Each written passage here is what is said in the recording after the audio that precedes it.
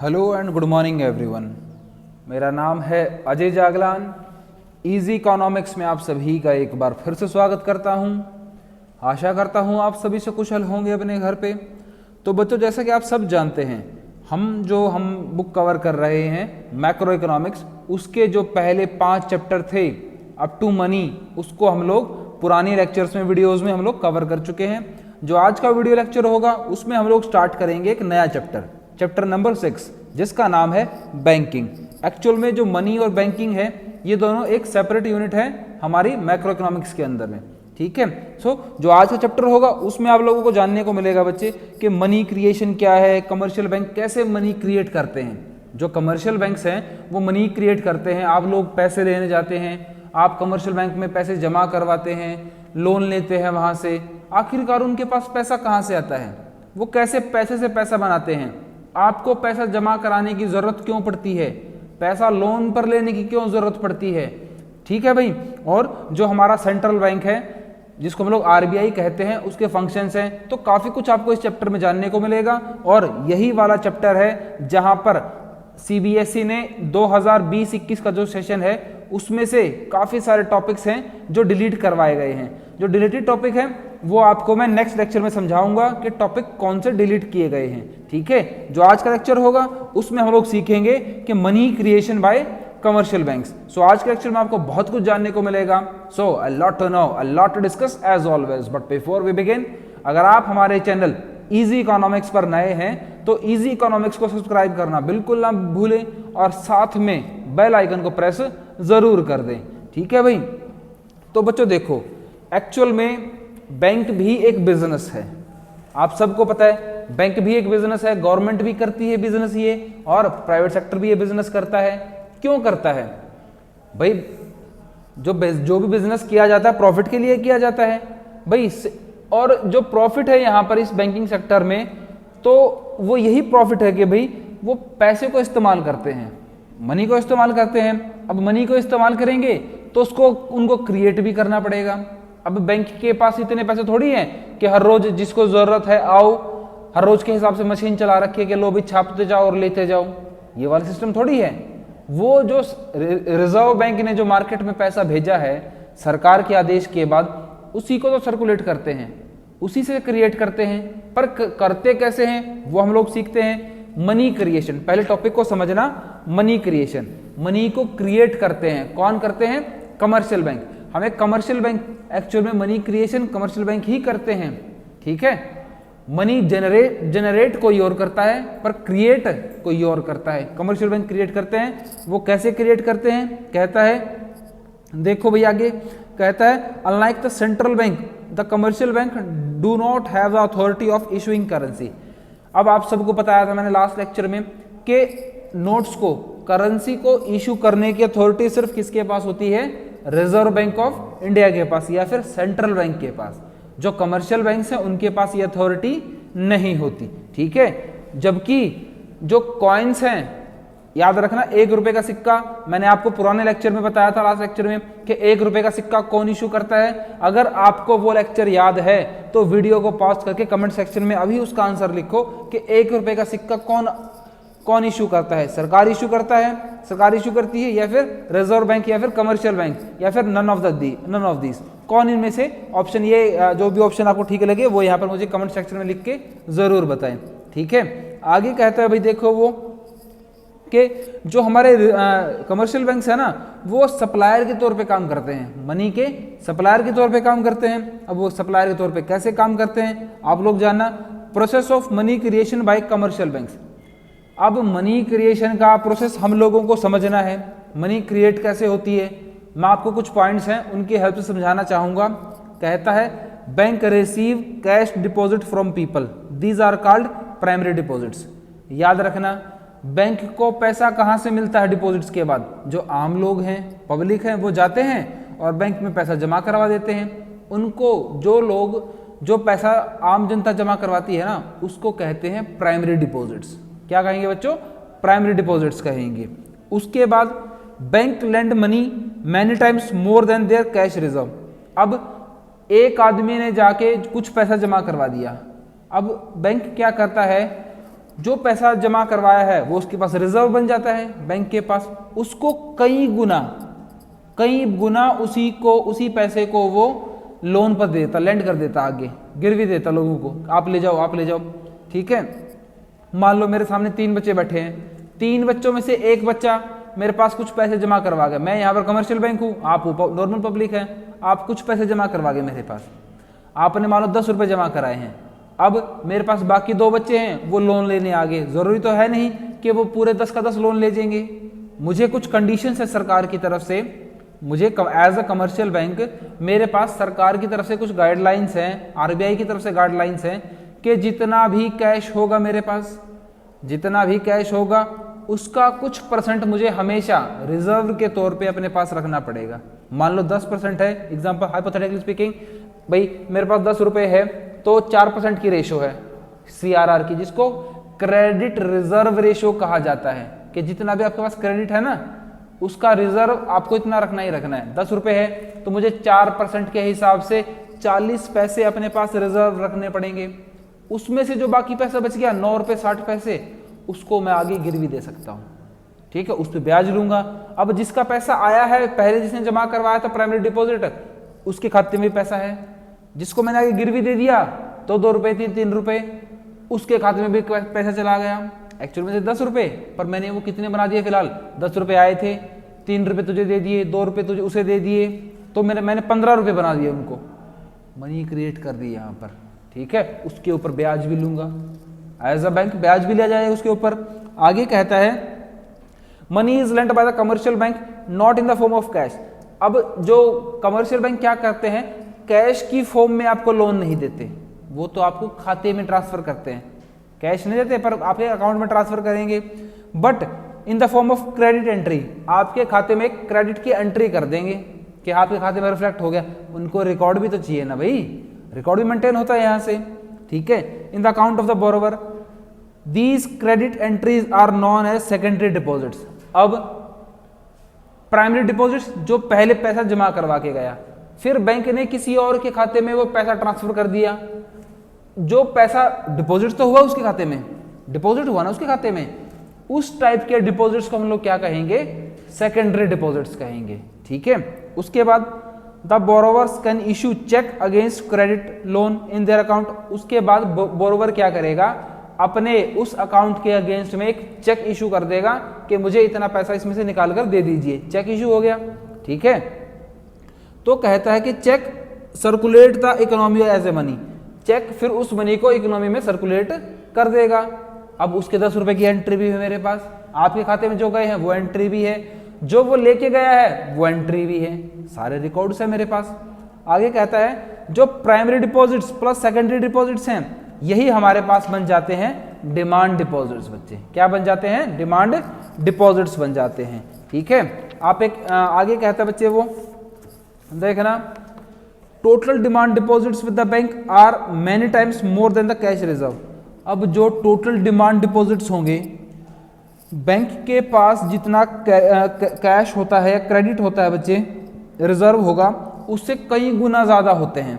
कौन से, total demand deposits, क्योंकि उसमें प्राइमरी डिपॉजिट्स भी हैं और सेकेंडरी डिपॉजिट्स भी हैं। ठीक है, depositors would not show the bank to withdraw all their deposits by the way of cash. अब डिपॉजिटर्स बैंक को थोड़ी शो करेंगे मुझे कितना कैश चाहिए कितना कैश नहीं चाहिए। ठीक है, आगे कहता है if experience shows the withdrawals are generally around 10% of demand deposits. अब कई अक्सर क्या होता है, जो विड्रॉल होते हैं, जो पैसा निकाला जाता है, वो हमारे कैश रिजर्व का 10% होता है। ठीक है, आगे कहता है बच्चे क्या वो, कि bank need to keep only 10% of the deposit as a cash reserve. Bank को, मैंने बताया था ना आपको 10 रुपए थे तो 4% की मैंने रेशो बता दी थी, कहता है बैंक जितना भी उसके पास कैश होगा, क्रेडिट होगा, उसका 10% अपने पास as a cash reserve ratio रखेगा, CRR। इस टर्म को याद रखना, कैश रिजर्व रेशो, कैश का टर्म है, कैश को, जो कैश है उसका रिजर्व बना दिया, और रिजर्व बनाने की रेशो क्या है, परसेंटेज क्या है, वो यहां पर बताया जाता है बच्चे। आगे कहता है all demand deposits held by the people serves as money supply in the economy. अब जितने भी डिमांड डिपॉजिट्स होते हैं वो मनी सप्लाई के तौर पे काम करते हैं, क्योंकि वही प्राइमरी डिपॉजिट्स सेकेंडरी डिपॉजिट्स में तब्दील होते हैं और वही सेकेंडरी डिपॉजिट्स आगे सप्लाई में काम करते हैं, इकोनॉमी में वही सर्कुलेट करते हैं ना वही। आगे demand deposits serving as money supply, ये आपको बता चुका हूं मैं। अब जो मनी सप्लाई होगी उसको हम लोग कहते हैं बैंक मनी। अब जो डिमांड डिपॉजिट्स जो सर्कुलेट हुए हैं ना उसको हम लोग कहेंगे बैंक मनी बच्चे, ठीक है। अब आपको मैं एक इलस्ट्रेशन है उसकी हेल्प से समझा देता हूं कि मनी क्रिएट कैसे की जाती है। ये तो था थियोरेटिकल पोर्शन पूरा का पूरा, अब थोड़ा प्रैक्टिकली है वो आपको मैं क्लियर करा देता हूं कि कैसे मनी क्रिएट होती है। कहता है एक प्रोसेस है, देखना, there is a single banking system in the economy. Example लेके चलना आप कि एक सिंगल बैंकिंग सिस्टम है, एक ही बैंक है इकोनॉमी के अंदर। दूसरा कहता है बच्चे वो, ठीक है, और उस बैंक को 1000 रुपए डिपॉजिट्स मिले हैं एज अ प्राइमरी डिपॉजिट्स। याद रखना, याद है ना सबको प्राइमरी डिपॉजिट्स क्या होते हैं। उस सिंगल बैंक को as a 1000 rupees primary deposits मिले हैं। उसके बाद जो CRR है हमारी वो है 10%। कितनी है वो? 10% है। उसके बाद आगे क्या होता है, और ये चेंज नहीं होगी, जो CRR है वो चेंज नहीं होगी, ये हमेशा एक स्टैटिक रहेगी। अब आप टेबल को देखना बच्चे, पहले बार में पहली एंट्री में किसी ने 1000 रुपए जमा कराए as a primary deposits. Bank ने क्या किया, आपको बताया था CRR है, उस 1000 का 10% अपने पास क्या रखेंगे, वो रिजर्व रखेंगे। 1000 का 10% कितना? 100 रुपए, वो उन्होंने रिजर्व रख लिया। बाकी कितने रुपए बच गए? 900 रुपए। अब बैंक उन 900 रुपए को आगे लोन पर दे सकता है। अब लोन पर दे दिए 900 रुपए किसी को, 900 रुपए किसी को लोन पर दे दिए। 900 रुपए की एंट्री किसी दूसरे के अकाउंट में क्रेडिट एंट्री होगी। अब जो एंट्री हुई है उसको हम लोग क्या कहेंगे, कौन से डिपॉजिट्स कहेंगे? सेकेंडरी डिपॉजिट्स कहेंगे ना। एंट्री यहां पर आ गई 900 रुपए की, उस 900 का भी जो 900 रुपए उसके पास आए हैं उसका भी 10% रखेंगे। कौन रखेंगे? बैंक का रखेगा। तो मतलब 900 का 10% 90 रुपए। उसके खाते में कितने पहुंचे? बच गए फिर 810 रुपए। 810 फिर से डिपॉजिट्स हुए हैं, उनको हम लोग फिर से वो सेकेंडरी डिपॉजिट्स कहलाएंगे, फिर से वो सेकेंडरी डिपॉजिट कहलाएंगे। और ये वाला सिस्टम ऐसे ही चलता रहेगा जब तक हमारा जो कैश है वो पूरा खत्म नहीं हो जाता, एग्जॉस्ट नहीं हो जाता, ठीक है। ये हर बार 10% करके 10% कर करके 810, फिर 810 का 10%, फिर जो बाकी बचा है उसका 10%, जब तक वो खत्म नहीं हो जाता ये हमारा स्टोरेज सिस्टम ऐसे ही चलता रहेगा। और एट द एंड पैसे जमा कितने हुए थे? 100,000 रुपए। और एट द एंड देखना आप टोटल कितना बन रहा है? 10,000 रुपए। क्योंकि अगर हम 10% के हिसाब से जो कन्वर्ट करेंगे ना तो वो 10,000 बन जाता है। इतनी एंट्रीज होंगी आपके पास। आप एक बार वीडियो को पॉज करके इन एंट्रीज को आगे ये 810 के बाद आगे ले जाके देख लेना आप लोग, आपको 1000 रुपए टोटल मिल जाएगा, 10,000 टोटल मिल जाएगा इसका। पर एक्चुअल में जमा कितने हुए थे? मात्र 1000 रुपए। बाकी जो बाद के 9000 थे वो किसने क्रिएट कर दिए? बैंक ने क्रिएट कर दिए, सर्कुलेट कर करके, ठीक है। आगे कहता है बच्चे, ये तो था आपके पास वो सारे के सारे डिपॉजिट्स जो हम लोगों ने सीखा है। अब जो नीचे एक्सप्लेनेशन है वो यहाँ पर यही एक्सप्लेनेशन है जो मैंने आपको ऊपर समझाई है। अब आगे वो कहता है बच्चे कि जो हमारी CRR है या फिर डिमांड डिपॉजिट्स है वो कैसे बनेंगे। आप सबको मैंने बताया था डिमांड डिपॉजिट्स क्या होते हैं हमारे? Primary deposits plus secondary deposits. पर यहाँ पर निकालने का एक तरीका और है। क्या कहता है? डिमांड डिपॉजिट्स निकालने का तरीका है 1 divide by CRR into cash reserve. 1 divide by CRR कितनी हमारी? 10%। और कैश का रिजर्व कितना था एक्चुअल में हमारे पास? 1000 रुपए का था, ठीक है। तो 1/10 गुना 1000 कितना बन गया बच्चे? वो 10,000। तो हम वो एज अ कमर्शियल बैंक 1000 रुपए को हम लोग 10 गुना बढ़ा सकते हैं और उसको इतनी मनी क्रिएट कर सकते हैं। अब आप एक एग्जांपल सोच के चलना, क्या बैंकों के पास 1000 रुपए होते हैं? उनके पास तो लाखों करोड़ों रुपए होते हैं, उसको कितना ज़्यादा क्रिएट कर लेते हैं वो, ठीक है ना। ऐसे कमर्शियल बैंक मनी क्रिएट करते हैं, ऐसे वो पैसे से पैसा बना के आगे मार्केट में सर्कुलेट करते रहते हैं भाई, ठीक है। अब कुछ पॉइंट्स हैं, समिंग अप तक कहता है cash reserve, cash balance with commercial bank. Which they can use as caution money और क्रिएशन ऑफ क्रेडिट। आप सबको पता है क्रेडिट क्रिएट होता है यहाँ पे, कॉशन मनी भी। आगे higher the cash balance greater the money creation. जितना ज़्यादा कैश बैलेंस होगा, जितना ज़्यादा कैश बैलेंस होगा मतलब स्टार्टिंग में प्राइमरी डिपॉजिट्स होगा, उतनी ज़्यादा मनी क्रिएट होगी। यहाँ पर तो हमने 1000 रुपये से सीखा, अगर 10,000 होता तो 1 लाख बन जाता, 1 लाख होता तो 10 लाख बन जाता, 10 लाख होता तो 1 करोड़ बन जाता। जितना ज़्यादा कैश रिजर्व, जितना ज़्यादा कैश होगा उतनी ज़्यादा मनी क्रिएट हो सकती है। दूसरे पॉइंट में कहता है कि CRR, जितनी ज़्यादा CRR होगी उतनी कैपेसिटी कम होगी क्रेडिट क्रिएशन की। जितनी ज़्यादा CRR होगी, क्योंकि उसमें क्या होगा, जितना पैसा हमारे पास आया है ना कमर्शियल बैंक के पास, उससे फालतू तो वहाँ पर रिजर्व रखा जा रहा है। पहले क्या था, मान लो 10,000 रुपये का 10% था, 100 रुपये रखे गए, वो बढ़ा के 20% कर दिया तो अब 200 रुपये रखे जा रहे हैं, 800 को आगे भेजा जा रहा है सर्कुलेट करने के लिए सेकेंडरी डिपॉजिट्स में, फिर 800 का 20% और फिर उसमें से 160 और माइनस। ऐसे बच्चे जितनी ज़्यादा CRR होगी उतनी कैपेसिटी कम होती जाएगी क्रेडिट को क्रिएट करने की। जितना ज़्यादा कैश बैलेंस होगा उतनी ज़्यादा कैपेसिटी बढ़ती जाएगी क्रेडिट को क्रिएट करने की। जितनी कम CRR होगी उतना क्रेडिट की कैपेसिटी ज़्यादा होगी, एंड वाइस वर्सा। तो आप इस चीज़ को अच्छे से समझ लेना भाई, ठीक है। आगे आपके पास एक प्राइमरी और सेकेंडरी डिपॉजिट्स हैं फोकस जोन में, इसको देखना। प्राइमरी डिपॉजिट्स कौन से हैं, मैं आपको पहले बता चुका हूं। जो पैसा जमा करता है पहली बार कैश में, ठीक है, वो हमारे प्राइमरी डिपॉजिट्स हैं। सेकेंडरी डिपॉजिट्स, जो पैसा आगे बैंक क्रेडिट करता है एज अ लोन, उसको हम लोग क्या कह देते हैं, सेकेंडरी डिपॉजिट्स कह देते हैं भाई, ठीक है। तो ये था आपके पास प्राइमरी और सेकेंडरी डिपॉजिट्स। उसके बाद वो कहता है आपके लिए कि CRR एंड क्रेडिट मल्टीप्लायर। आपको CRR पता है सबको क्या होता है, the word credit multiplier. Credit आप सबको पता है क्या होता है, मल्टीप्लायर, जो उसको गुना करता रहता है, बार बार उसी चीज को गुना करता रहेगा, ठीक है। कहता है CRR is determined not the commercial bank themselves but by the RBI। अब जो CRR होती है ना, कैश रिजर्व रेशो, उसको बैंक डिसाइड नहीं करता कमर्शियल बैंक, उसको कौन डिसाइड करता है, RBI डिसाइड करता है। Reserve bank of India decide करता है 10% रखना है, 9 करना है, 11 करना है, increase decrease what ever they want, जो कुछ भी चाहते हैं वो RBI डिसाइड करेगा, कमर्शियल बैंक नहीं। कमर्शियल बैंक तो सिर्फ उसको फॉलो करेगा।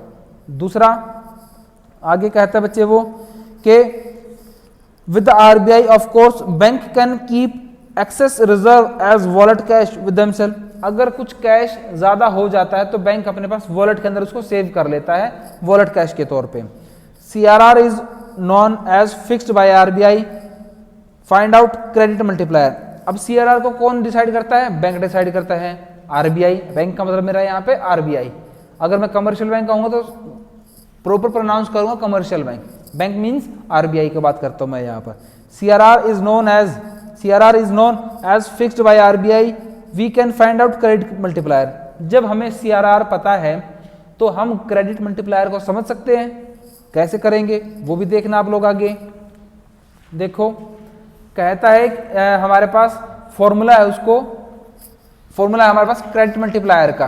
फॉर्मूला क्या है, के मीन्स क्रेडिट इक्वल टू, या के को मल्टीप्लायर भी कह देते हैं बच्चे, credit multiplier equal to 1 divide by CRR, 1 divide by CRR। तो हम लोग निकाल सकते हैं क्रेडिट मल्टीप्लायर। CRR आप सबको पता है कैश रिजर्व रेशो होती है।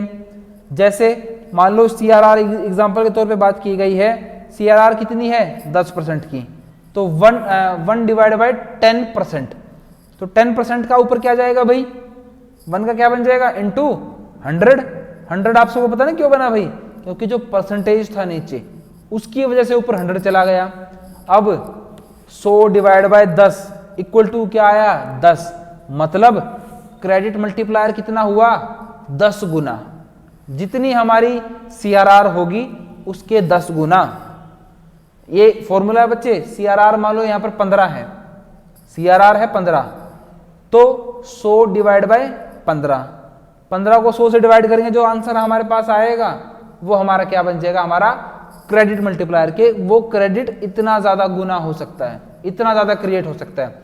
ठीक है, मान लो 25% है CRR, तो 100 डिवाइड बाय 25, 25 चौके 100, तो 4% हमारा क्या आएगा, जो क्रेडिट मल्टीप्लायर है कि जितनी मनी हमारे पास है उसका 4 गुना वो क्रेडिट और क्रिएट कर सकता है, क्रेडिट को और ज्यादा मल्टीप्लाई कर सकता है भाई। ठीक है, तो ये था आपके पास वो क्रेडिट मल्टीप्लायर। छोटा सा फॉर्मूला इसको फिर से देख लेना भाई, CRR के इक्वल टू 1 बाय CRR, के stands for credit multiplier, CRR stands for cash reserve ratio, और CRR कौन डिसाइड करता है, RBI, ना कि कमर्शियल बैंक बच्चे। ठीक है, सो ये था आपके पास वो पहला टॉपिक आपका, credit creation, money created by banks या कमर्शियल बैंक्स, और क्रेडिट मल्टीप्लायर। एक टॉपिक में याद रख के चलना बच्चे, क्रेडिट मल्टीप्लायर इस चैप्टर के अंदर सबसे ज्यादा इंपॉर्टेंट टॉपिक है, क्रेडिट मल्टीप्लायर, और आगे टॉपिक आएगा सेंट्रल बैंक का, ये मोस्ट इंपॉर्टेंट टॉपिक है, तो इसको बहुत अच्छे से क्लियर कर लेना बच्चे। ठीक है, सो आज के लेक्चर में सिर्फ इतना ही। उम्मीद करता हूं आपको पूरा लेक्चर क्लियर हुआ होगा। फिर भी कोई डाउट या कोई क्वेश्चन है तो मुझे कमेंट सेक्शन में लिखना बिल्कुल ना भूलें। थैंक्स फॉर लिसनिंग एंड जय हिंद।